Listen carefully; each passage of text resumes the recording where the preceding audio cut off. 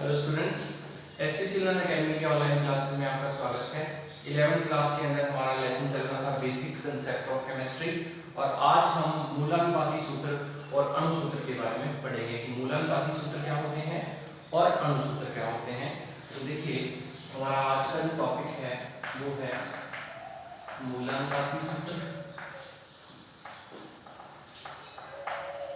तथा अणुसूत्र। ठीक है, ये है। देखिए, ये नाम से पता लग रहा है मूल अनुपाती, यानी कि इसके अंदर अपने अनुपात लिखेंगे किसी भी मॉलिक्यूल का, जो भी उसके अंदर तत्व उपस्थित हैं उनका अनुपात लिखा जाएगा। और अणुसूत्र में क्या है, उसका जो पूर्ण अनुपात है वो लिखा जाएगा, यानी कि जो पूर्ण संख्या है वो। जैसे मैं कुछ एग्जाम्पल लेता हूँ, यहाँ से एग्जाम्पल से सीधा डायरेक्ट आपको समझ में आएगा कि भी मूलानुपाती सूत्र क्या होते हैं और अणुसूत्र क्या होते हैं। ठीक है, तो एक बार मैं अणुसूत्र को इस साइड में लिख देता हूं। यहां से आप समझ जाएंगे कि मूलानुपाती सूत्र और अणुसूत्र में क्या डिफरेंसेस हैं। देखिए, जैसे मैंने लिखा यहां पर C2H6, ठीक है, ये एथेन का फार्मूला है। अगर आप 11th में आपने वैसे पढ़ा होगा ये C2H6, इससे पहले 10th में आपने पढ़ा होगा मीथेन, इथेन, प्रोपेन, ब्यूटेन आपने पढ़े हैं। IUPAC पढ़ी है आपने 10th क्लास के अंदर, थोड़ा छोटे लेवल पे आती है। तो इसको आपने सीखा होगा, 2 कार्बन है तो ये इथेन है, इथेन। अब देखो, इसमें 2 कार्बन है, 6 हाइड्रोजन है, ठीक है ना। तो ये तो इसका पूर्ण फॉर्मूला हो गया, अणुसूत्र है। अब इसी का हमने मूलानुपाती सूत्र बनाना है, तो इसको क्या करेंगे, अपने सिंपल रेशियो में, समान सरल अनुपात में लिख देंगे। तो आप इसको 2 और 6 को सरल अनुपात में लिखो तो 2 3 6 हो जाएंगे, तो मूलानुपाती सूत्र क्या हो जाएगा, CH4 हो जाएगा। क्लियर कोई बात नहीं वाली? ठीक है, चलिए और देखो, जैसे ये बेंजीन का फार्मूला है C6H6 बेंजीन, तो बेंजीन को लिखना है आपने, तो लिख देते हैं। बेंजीन को लिखेंगे तो क्या हो जाएगा, CH, 6 और 6 तो 1:1 हो जाएंगे। क्लियर है ना। तो इस तरीके से अपने इनको मूलानुपाती सूत्र और अणुसूत्र लिख सकते हैं। अब कुछ और भी फार्मूले हैं, जैसे देखो Al2O3, जैसे इसका लिखना है तो इसका 2:3 है, तो 2:3 का जो सरल अनुपात है वो 2:3 ही रहेगा। तो इसका मूलानुपाती सूत्र जो है हमेशा ही कितना रहेगा, Al2O3 रहेगा। C6H12O6, इस ये ग्लूकोज का फार्मूला है, तो ग्लूकोज का फार्मूला है तो इसका मूलानुपाती सूत्र क्या हो जाना चाहिए, देखो इसको सरल अनुपात में बदलो तो 6 दूनी 12, ठीक है, तो ये क्या हो जाएगा CH2O, ऐसे बदल जाएगा। समझ में आया ना। अच्छा, इसका सुक्रोज का C11H22O11, ऐसे तो 11 22 11। अब इसका अगर आप सरल अनुपात बनाओगे ना तो क्या बनेगा, सरल अनुपात 11 गुना 22, तो सरल अनुपात CH2O बन जाएगा। ठीक है, मेरे ख्याल से समझ में आ गया होगा। यानी कि जब भी किसी भी अणुसूत्र के अंदर परमाणुओं की पूर्ण संख्या लिखी जाती है, कुल संख्या लिखी जाती है कि कितने तत्व कितने से संयोग कर रहे हैं, तो वो तो उसका हो जाता है अणुसूत्र। और जब हम उसमें सरल अनुपात लिखते हैं तो वो उसका हो जाता है मूलानुपाती सूत्र। अच्छा, कईयों में सरल अनुपात बनता ही नहीं है, तो जो उनके वो अणुसूत्र होते हैं ना वो ही उसके मूलानुपाती सूत्र होते हैं। जैसे देखो NH3, अब 1:3 है तो इसका NH3 ही होगा। H2O, तो इसका क्या होगा, H2O ही होगा। समझ में आई बात। तो इस तरीके से आपको याद रखना है अणुसूत्र और मूलानुपाती सूत्र क्या होते हैं। ठीक है भाई, ये तो मैंने आपको डिफरेंस बता दिया कि अणुसूत्र और मूलानुपाती सूत्र जो है उनके अंदर क्या अंतर होता है और कैसे हम उनमें अंतर जो है उसको बता सकते हैं। इसके बाद नेक्स्ट जो टॉपिक है अपना वो इसी से संबंधित है, मूलानुपाती सूत्र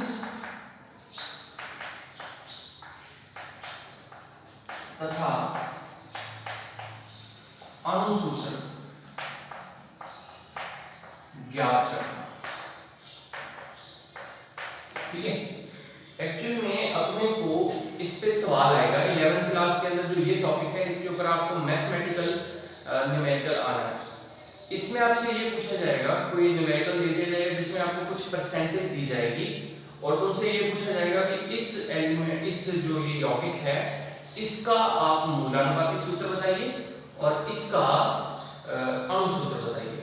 तो वो अपने को कैसे कैलकुलेट करना है वो देखो, वो आपको मैं एक न्यूमेरिकल की मदद से समझाता हूं कि आपको कैसे सॉल्व करना है उसको। ठीक है, चलिए देखते हैं इसको। तो देखिए ये मैंने यहाँ एक न्यूमेरिकल लिखा है कि कार्बनिक यौगिक में कार्बन, हाइड्रोजन व ऑक्सीजन उपस्थित है। कार्बन व हाइड्रोजन की मात्राएं 40% तथा 6.67% है।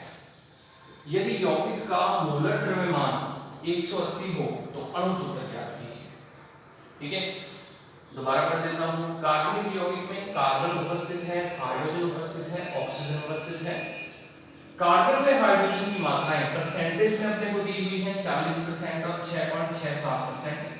ठीक है, ये प्रतिशत है। यदि यौगिक का मोलर द्रव्यमान उसने 180 दिया है तो कह रहा है कि अणुसूत्र ज्ञात करो कितना होगा। ठीक है, तो देखो भाई अणुसूत्र कैसे ज्ञात। अब अणुसूत्र जो है ना वो अपने को एक सारणी अपन बनाएंगे और पहले इसका मूलानुपाती सूत्र निकालेंगे, फिर मूलानुपाती सूत्र से हम इसका अणुसूत्र ज्ञात करेंगे। यानी कि अपन को मूलानुपाती सूत्र और अणुसूत्र दोनों ही इसमें ज्ञात करने पड़ेंगे। तो चलिए देखिए कैसे करते हैं इसको। इसमें आपको एक सारणी बनानी पड़ेगी। देखिए मैं सारणी बना देता हूं और उधर अपने कैलकुलेशन करेंगे। देखो इसमें यहाँ पर कुछ कॉलम बनाने हैं आपको। यहाँ तो क्रम संख्या लिख देंगे आपने, क्रम संख्या। फिर उसके बाद में आ जाएगा तत्वों का प्रतिशत। ये सारणी आपको याद होनी चाहिए। ठीक है, इस सारणी की के बगैर ये न्यूमेरिकल सॉल्व नहीं होगा। ठीक है, फिर यहाँ पर तत्वों का परसेंटेज और तत्वों का परसेंटेज के बाद में मोलों की संख्या, मोलों की संख्या। मोल अपने को निकालने पड़ेंगे, यहाँ से मोलों की संख्या लिखेंगे। ठीक है, मोलों की अपेक्षित संख्या, मोलों की अपेक्षित संख्या। ठीक, मोलों की अपेक्षित संख्या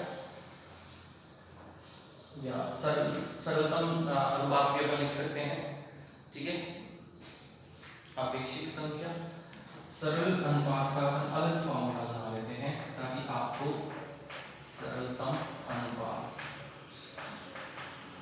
और यहाँ मूलानुपाती सूत्र अपने आप ही बन जाएगा। ठीक है, जब ये कैलकुलेशन हो जाएगी तो अपने आप ये फॉर्मूला डायरेक्ट हो जाएगा। ठीक, तो देखो क्रम संख्या, क्रम संख्या मतलब 3 है ना, तो 3 लिख दो यहाँ पर। 3 एलिमेंट है, कार्बन, हाइड्रोजन, ऑक्सीजन, तो 3 लिख दिया।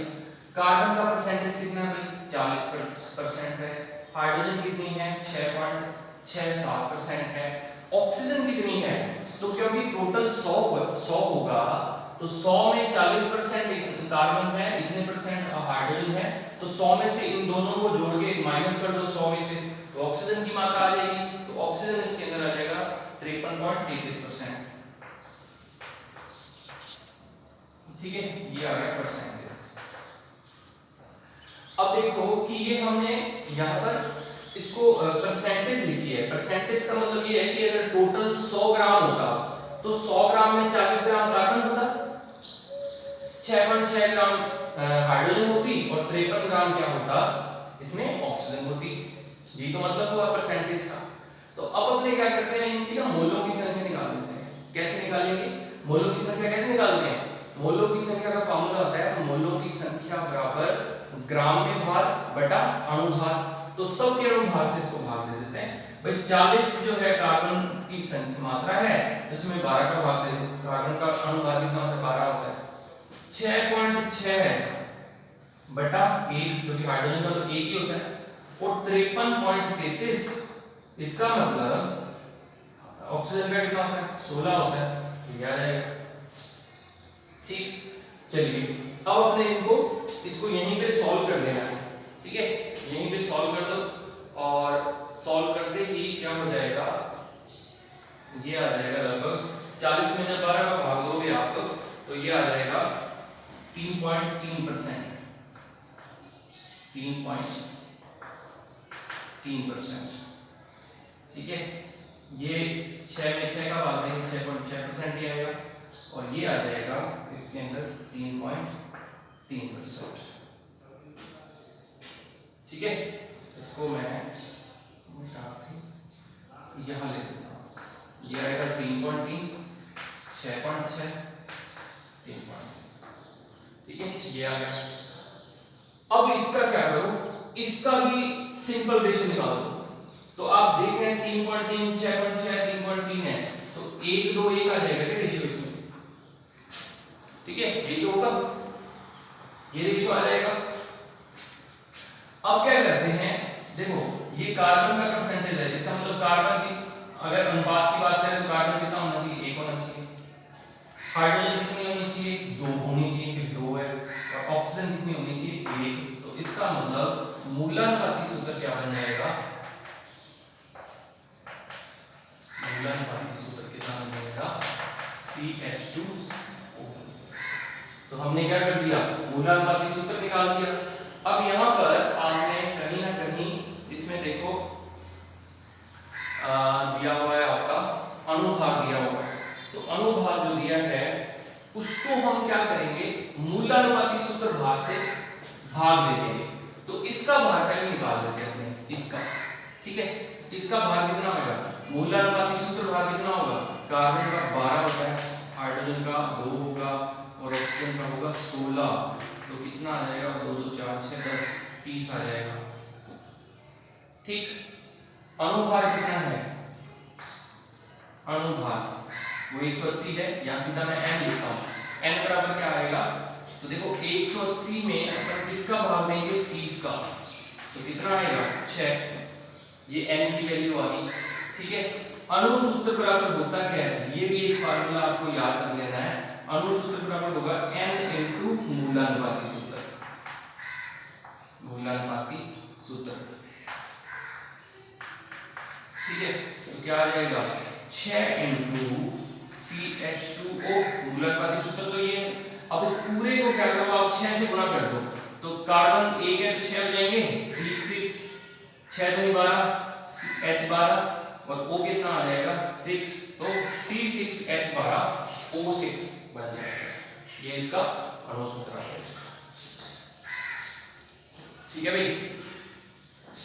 क्या करा हमने, पहले एक सारणी बनाई है, तत्वों का परसेंटेज लिख दिया, मोलों की संख्या, ये मोलों की संख्या निकालने के बाद में अपन क्या कर दिया, इसका सरल अनुपात निकाल दिया, सरल अनुपात निकालने के बाद में मूलानुपाती सूत्र बनाया, मूलानुपाती सूत्र भाग निकाल दिया पहले, फिर उस सूत्र भाग से हमने क्या कर दिया, n की मात्रा निकाली और 180 में 180 अपने को दिया हुआ है, यहाँ पर ये रहा 180 दिया है, तो उस 180 में भाग दे दिया 30 का, 6 आ गए, 6 को मूलानुपाती सूत्र से गुणा कर दिया, तो C6H12O6 इसके अंदर आ जाता है, ये इसका अनुसूत्र है। समझ में आ गई होगी बात, चलिए एक सवाल अपन और करते हैं इसका।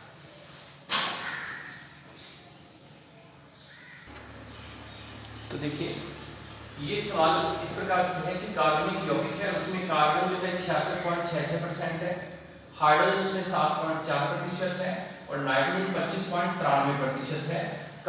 यौगिक का अनुभाग जो है वो 108 है।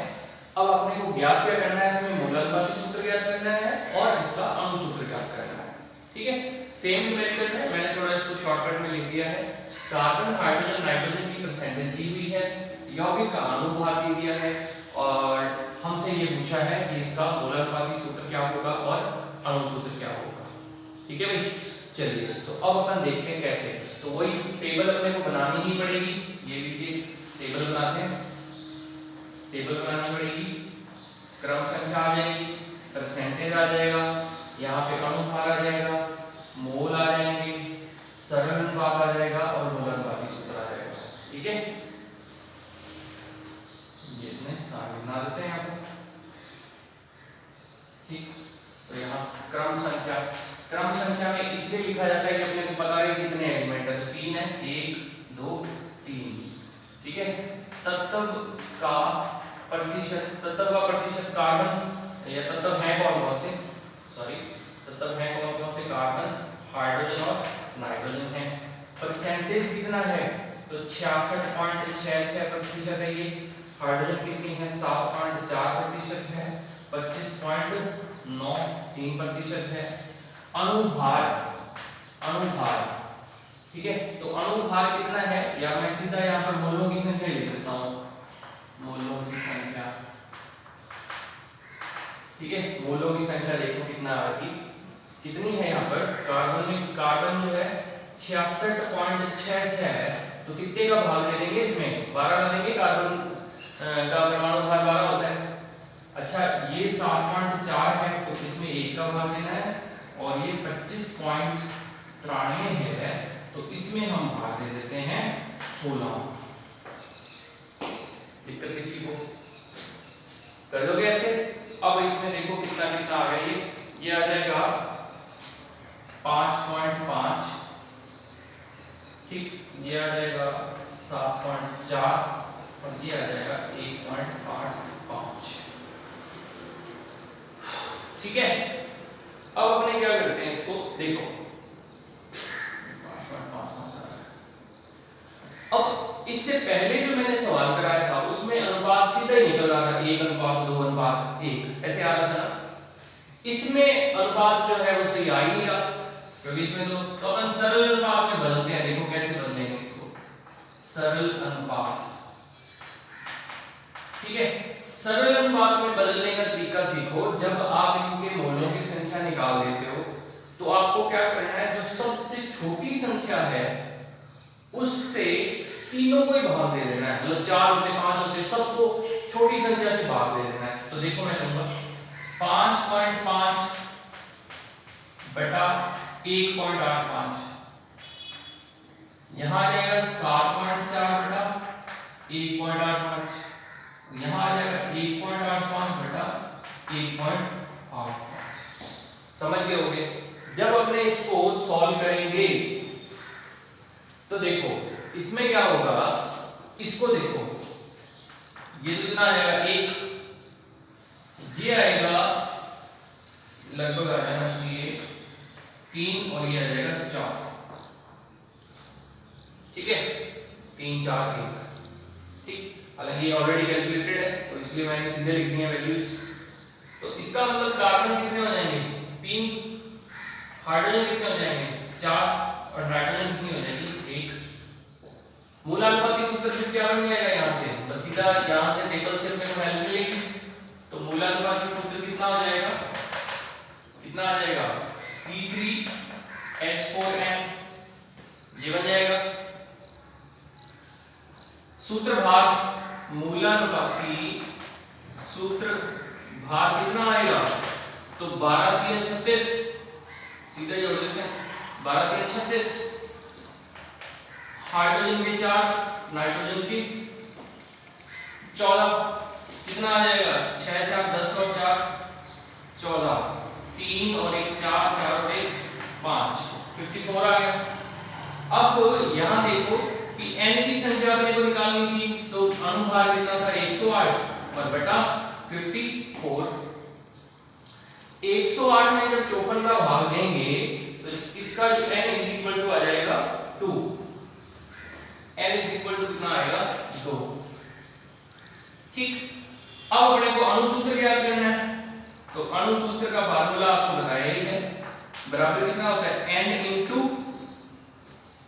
कहां गया, हाँ मूलानुपाती सूत्र। तो मूलानुपाती सूत्र कितना है C3 n की जगह दो रखते हैं, C3H4n गुणा कर दो C6, 2 3 6 हो जाएंगे, हाइड्रोजन कितने हो जाएंगे 8, H8 और n कितना हो जाएगा 2। ये आपका हो गया अणुसूत्र, आ गया यौगिक का, ठीक। अणुसूत्र C6H8 और N2, ये आ जाएगा, ठीक है भाई। इसको आप इस प्रकार से करोगे तो आपको जो सवाल आने हैं वो इस टॉपिक पे, मूलानुपाती सूत्र पे और अणुसूत्र के ऊपर जो न्यूमेरिकल आएगा वो ऐसा आएगा और आपको इस तरीके से इसको सॉल्व करना है। ठीक है, मैं दोबारा बता देता हूं। सबसे पहले क्रम संख्या लिखोगे, फिर तत्व लिखोगे, तत्व की परसेंटेज लिखी, फिर मोल निकाल लिए, मोल निकाल लिए। अगर तो ऑलरेडी सिंपल ही है, अगर तो सरल अनुपात में है, जैसे कि इससे पहले वाले न्यूमेरिकल में हमने किया था 1:2:1 आ रहा था वहां पे, तो फिर तो सीधे इसको लिख देना है, कोई दिक्कत नहीं है। अब क्योंकि इस वाले में देखो, इसमें तो ये सरल अनुपात में आ ही नहीं रहे, तो फिर अपने इनको सरल में बदलेंगे। कैसे बदलेंगे? अपने क्या करेंगे, इनको सबसे छोटी संख्या जो है मोलों की, उससे सभी को भाग दे देंगे। तो सभी को भाग दे दिया तो सरल अनुपात में आ गया 3:4:1। तो इससे मूलानुपाती सूत्र बन जाएगा। फिर मूलानुपाती सूत्र जो है उससे अपन n की वैल्यू निकालेंगे 108 में, यानी अणु भार के अंदर अपन मूलानुपाती सूत्र भार का भाग दे देंगे। तो ये n की वैल्यू आ गई, उस n से क्या करेंगे, मूलानुपाती सूत्र को गुणा कर देंगे, जिससे कि अणु सूत्र आ जाएगा।